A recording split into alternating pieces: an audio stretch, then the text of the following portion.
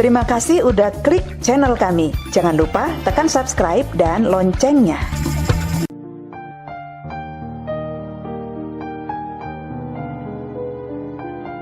Assalamualaikum. Halo Ma, apa kabar? Kami mau cerita ya Ma. Ini lanjutan cerita tentang rumah tangga Jamilah dan Parmo. Jamilah yang gak bisa menolak perjodohan dari ibunya, akhirnya menikah dengan Parmo dan tinggal di rumah mertuanya. 3 tahun menjadi istri Parmo dan tinggal di rumah mertuanya, dilalui Jamilah dengan kesabaran. Sementara kekerasan demi kekerasan dari Parmo kepada Jamilah terus terjadi. Meski mertuanya tahu, tapi gak pernah berusaha menghentikan Parmo, malah seringkali memperburuk situasi yang menyebabkan Parmo semakin ugal-ugalan melakukan kekerasan terhadap Jamilah. Hingga Jamilah berpikir, barangkali kalau mereka tinggal di rumahnya sendiri, tidak bersama mertua, situasi akan berubah. Jamilah lalu menyampaikan keinginannya untuk pindah rumah saja. Keinginan itu disampaikannya kepada Parmo. Di luar dugaan, Parmo setuju tanpa banyak bicara.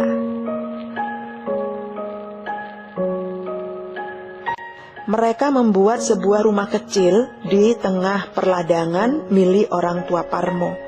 Meski sepi tanpa penerangan listrik, tapi Jamilah tidak takut tinggal di rumah itu.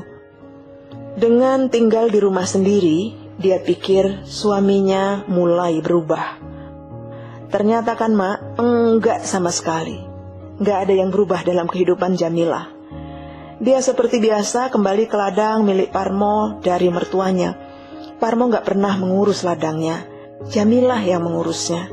Lalu sepulang dari ladang, Jamilah mencari rumput untuk kambing mereka. Parmo sering pergi dari rumah, entah kemana, dan biasanya 2-3 hari atau seminggu kemudian baru pulang. Selalu begitu.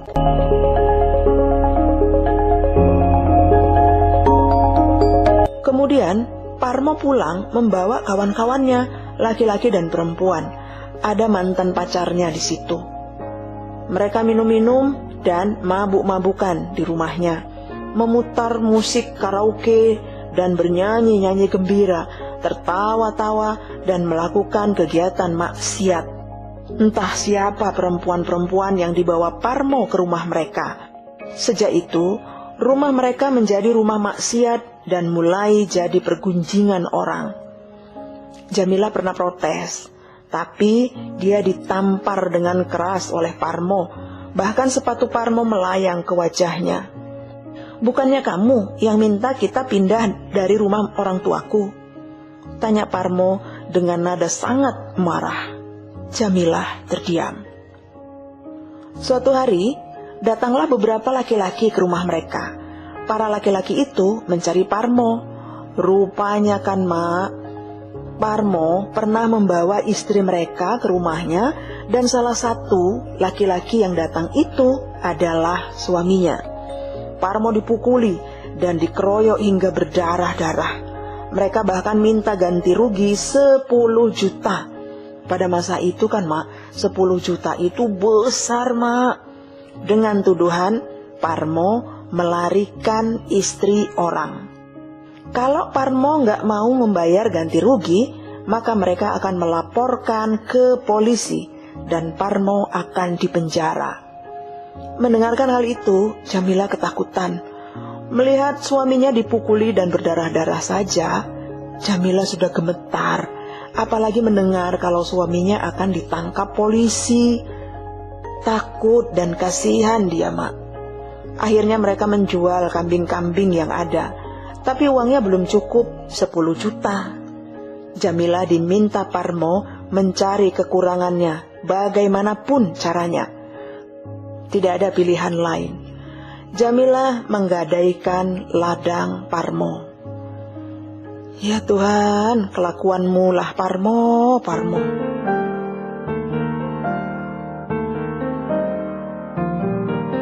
Pada waktu yang lain, datang lagi seorang laki-laki. Dia menyerahkan istrinya kepada Parmo. karena ketahuan bahwa istrinya berselingkuh dengan Parmo. Ternyata kan, Mak, istrinya adalah mantan pacar si Parmo dulu. Selama beberapa hari, perempuan itu tinggal di rumah mereka. Siang malam berduaan dalam kamar di tempat tidur Parmo dan Jamilah.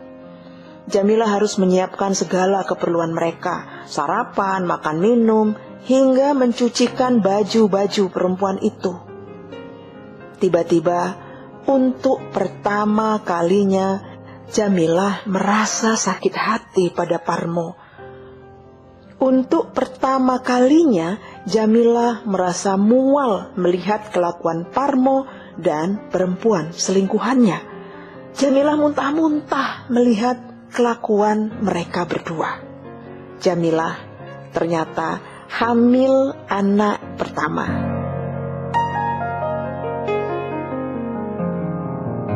Parmo tertawa ketika Jamilah mengabarkan bahwa dia hamil. Parmo sama sekali nggak seneng mendengarnya. Dia bilang, itu bukan anakku.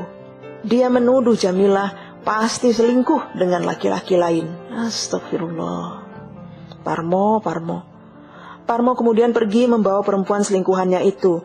Entah pergi kemana. Kali ini Parmo pergi cukup lama.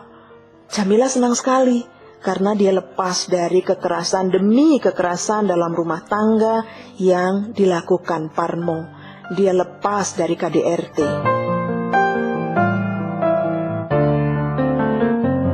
Hampir 7 bulan kemudian barulah Parmo pulang.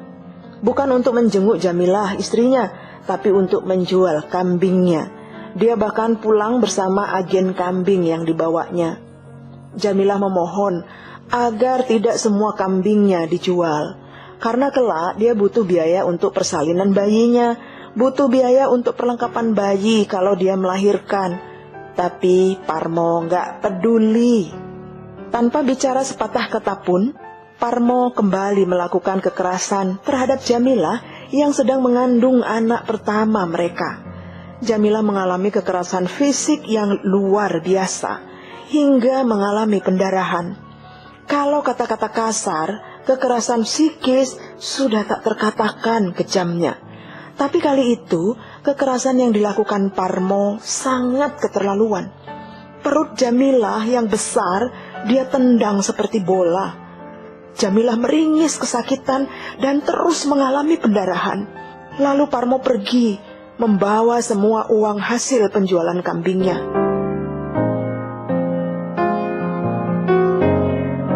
Jamilah hampir pingsan, perutnya sakit sekali. Tapi gak ada orang karena rumahnya berada di tengah-tengah perladangan, jauh dari perkampungan. Jamilah merangkak-rangkak sendirian. Tidak ada orang yang menolongnya. Sepanjang malam, Jamilah gak bisa tidur karena sakit yang tak tertahankan.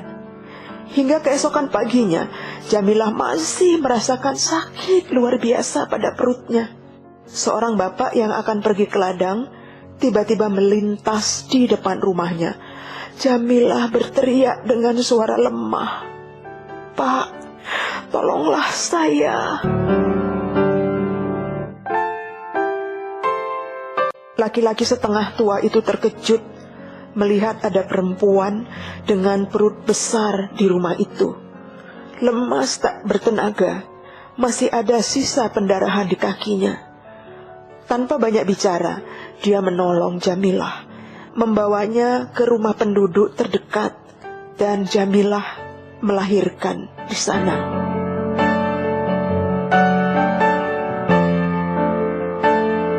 Tidak ada persiapan apapun, tidak ada perlengkapan apapun, tidak ada uang sedikit pun.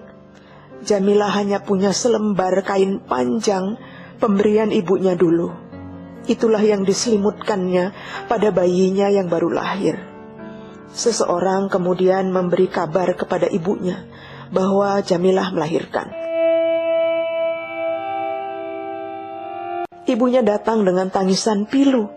Diam-diam, ibunya tahu penderitaan anaknya, tapi tak bisa berbuat apa-apa. Ibunya menyesal telah membuat anak perempuannya sengsara lahir batin. Ibunya memeluk Jamilah erat-erat, menggendong bayi itu, cucu laki-lakinya yang masih merah. Air matanya tumpah, mengalir hangat di pipi Jamilah. Jamilah hanya terdiam.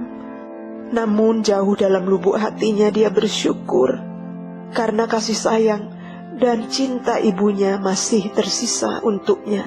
Ini memberikan kekuatan batin tersendiri bagi Jamilah. Ia memaafkan ibunya dengan tulus.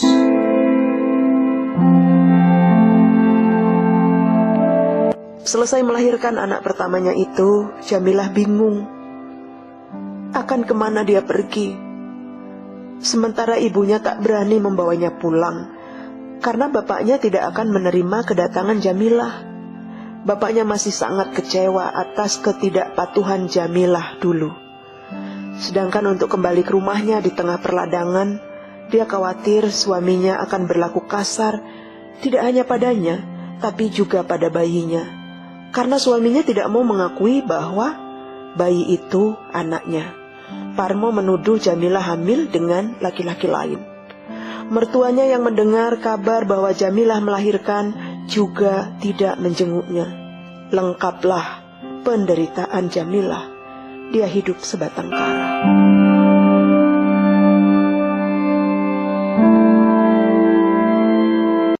Bagaimana tanggapan Anda, Mak? Apakah Jamilah harus pulang saja ke rumahnya di tengah perladangan?